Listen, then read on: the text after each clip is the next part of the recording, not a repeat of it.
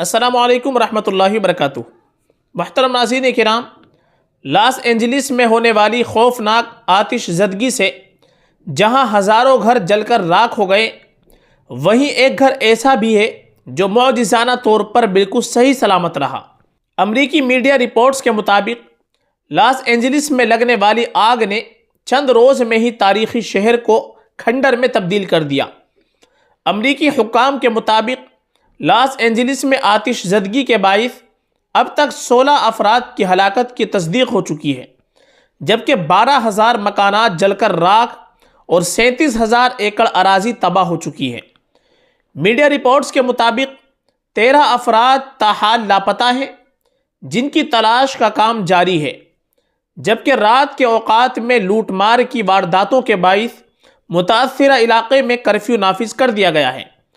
خوفناک آتش زدگی کے باعث جہاں سب کچھ جل کر راکھ ہو گیا، وہیں ایک حیران کر دینے والی تصویر بھی سامنے آئی، جس میں ایک مکان کو بالکل صحیح حالت میں دیکھا جا سکتا ہے، جبکہ آس پاس کے تمام مکانات مکمل تباہ ہو گئے۔ آتش زدگی میں بچنے والا یہ گھر امریکی سرمایہ کار ڈیوڈ اسٹینر کا ہے، جو 3 منزلہ ہے اور وہ مکمل طور پر آگ سے محفوظ رہا۔ ڈیوڈ اسٹینر کے گھر کی مالیت $9 ملین ہے، جو انہوں نے ایک امریکی پروڈیوسر سے خریدا تھا۔ اس حوالے سے امریکی میڈیا سے گفتگو کرتے ہوئے ڈیوڈ اسٹینر کا کہنا تھا، معجزات کبھی بھی بند نہیں ہوتے، اور یہ بھی ایک معجزہ ہے کہ جہاں 10,000 سے زائد مکانات تباہ ہو گئے لیکن ہمارا گھر محفوظ رہا۔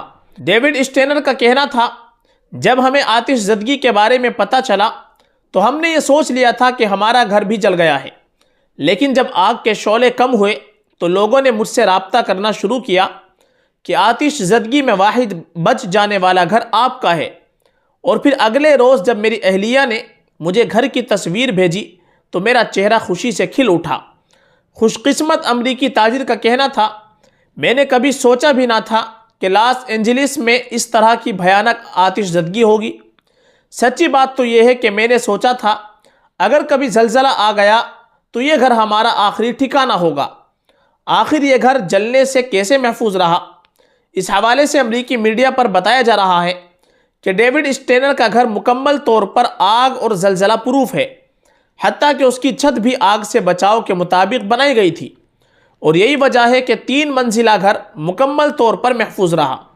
اس حوالے سے امریکی تاجر کا کہنا ہے، انہیں اپنا گھر بچ جانے کی خوشی ضرور ہے، لیکن جن لوگوں کے گھر جل گئے ان کے لیے دعا گو ہوں۔